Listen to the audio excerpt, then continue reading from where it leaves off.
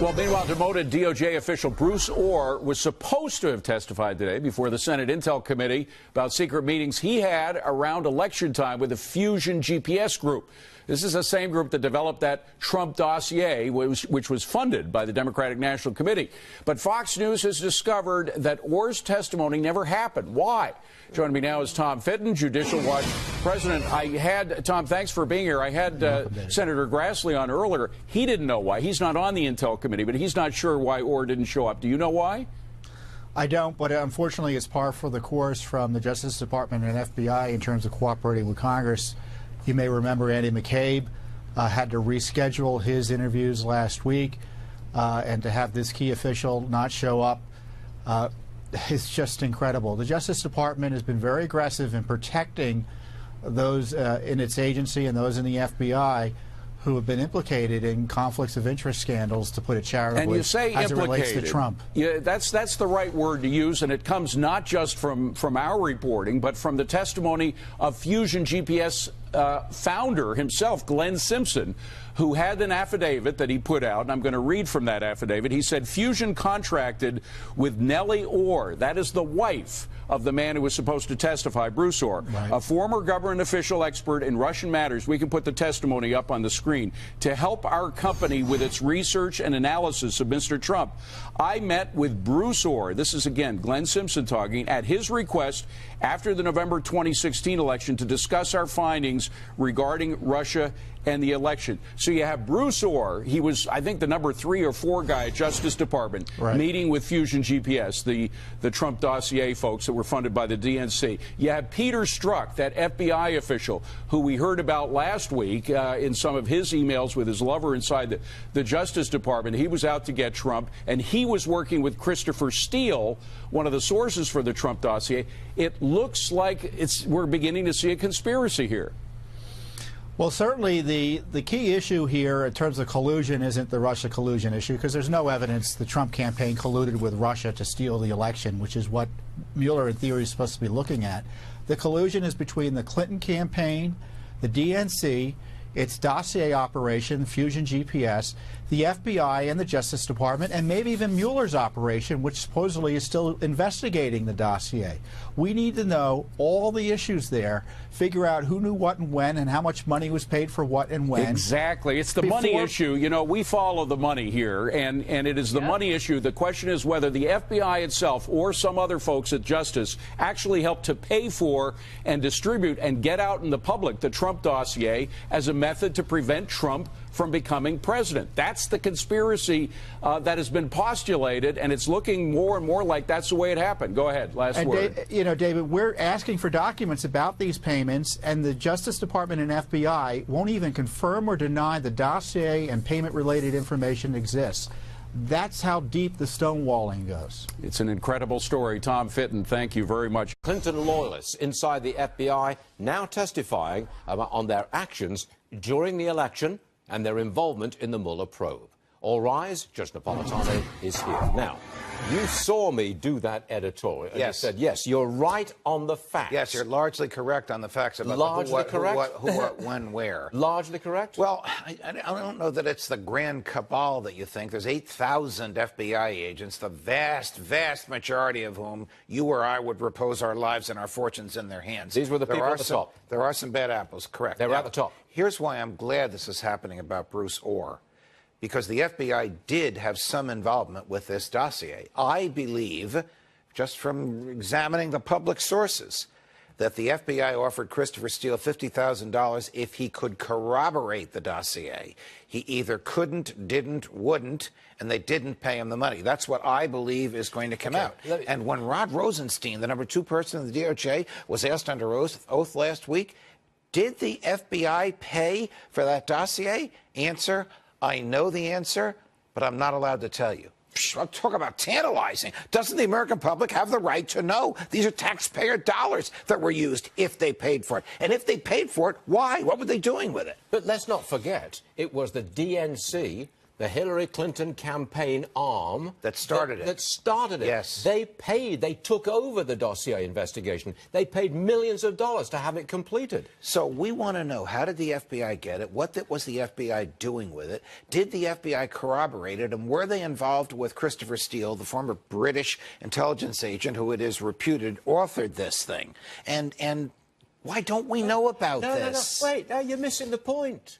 That's collusion with the Russians. Buying a dossier of dirt on candidate Trump and then pretending that it's the Trumpians who are colluding with the Russians. I understand that argument, but we don't know who bought it from whom. Christopher Steele is not a Russian. Do I have to remind you of his nationality? I'm an American, so I don't care. Okay, so he's a Brit and still a Brit.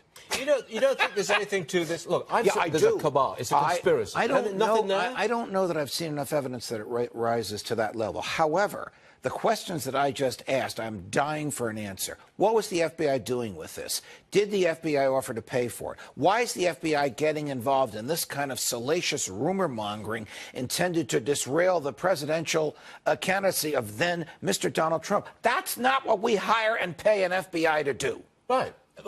I agree. So we have come around to agree. Yes, we have. And on this in particular instance, you are right. What on earth was the FBI doing with this? And that's why when Rod Rosenstein said, I know the answer, but I'm not telling you, I would have grilled him and subpoenaed an answer out of him. Because the American public has the right to know.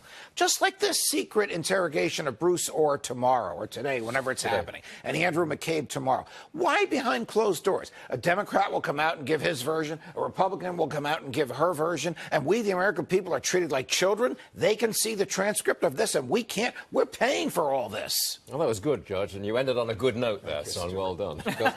Keep you posted on political developments and news that could escalate as the day goes on. I'm not talking about that tax cut series of votes. I'm talking about the president, who still says that Robert Mueller, at least as things stand now, should not be fired.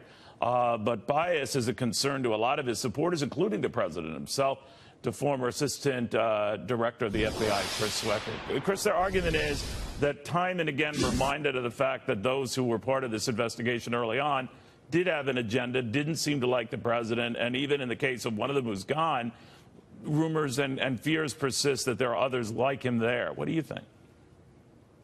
Well, I'd say in a nutshell here that former Director Mueller is not biased, but clearly no reasonable person could conclude that otherwise than that Schrock and the lead investigator and his paramour, who I think was the National Security Law Advisor to the investigation, were biased. I mean, that's pretty clear.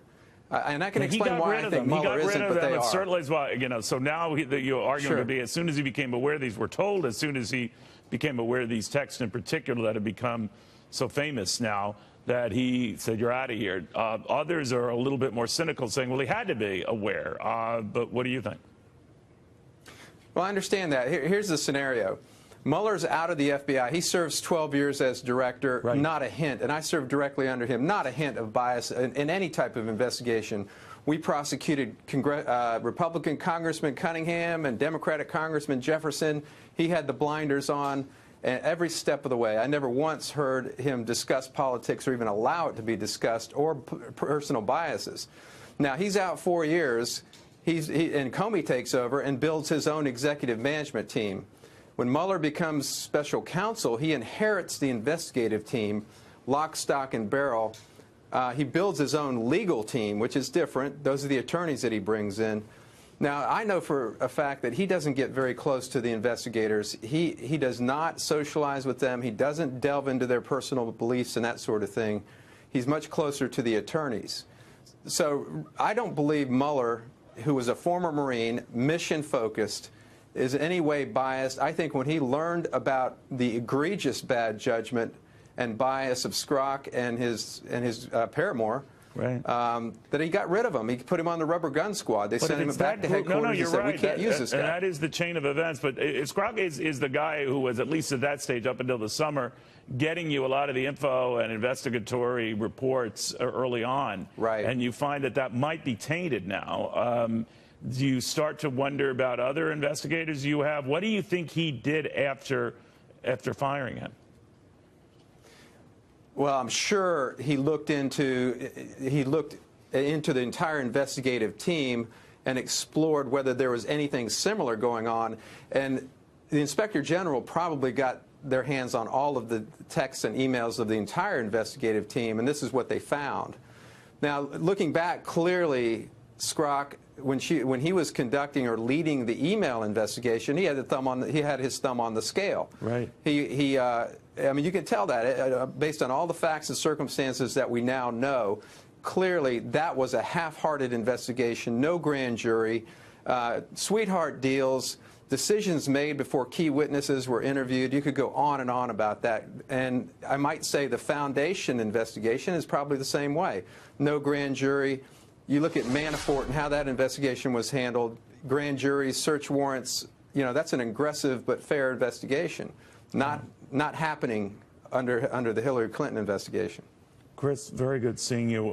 This breaking news day with so much going on. Chris Wacker, the former assistant director over at the FBI. Thank you. Next to this story, Bruce Orr, the Obama Justice Department official, demoted over his undisclosed meeting with Fusion GPS. That's the firm behind the anti-Trump dossier. They were doing opposition research on Trump.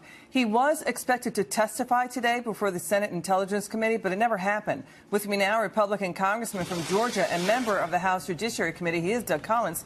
Sir, it's great to have you on. We love having you on. Why didn't he testify? I mean, his wife worked at that opposition research firm. The FBI paid that firm thousands of money. The DNC was behind it. There's a lot of questions about a DOJ official doing this. I mean, why didn't he show up? Well, maybe you just outlined why he didn't show up. His wife worked for Fusion GPS. He had meetings with them, didn't disclose those meetings. I mean, it's becoming an ongoing cycle of it, and it's really disturbing. So maybe he's back studying for the test. I don't know. Maybe he didn't want to come and didn't feel like he could answer it. All it does is continue to see what the American people says is something's not right here. We're not getting the full story. President Trump and the whole investigation, this is something that we need to take a look at. And Mr. Orr not coming, they need to be straightforward. It restores the faith in the Justice Department, and right now we just don't see it. Congressman, are you banging the table saying this? The taxpayer funds the FBI. The taxpayer funds the DOJ. We, the taxpayer, have a right for transparency to hear what is going on here. I mean, you cannot have the federal police force steering an election or trying to throw it either way, or Justice Department officials doing that. You had a hearing with Deputy Attorney General Rod Rosenstein last week. Were you satisfied with what he said?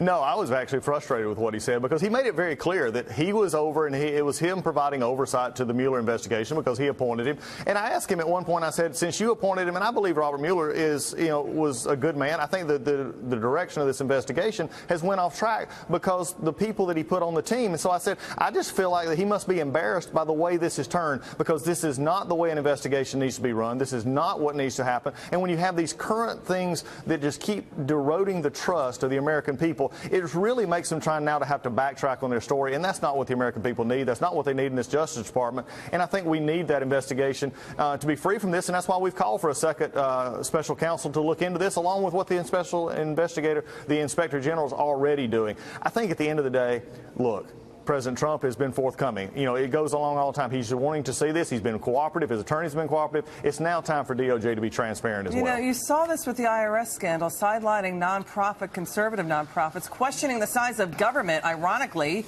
I mean, this is about, it's right in our face.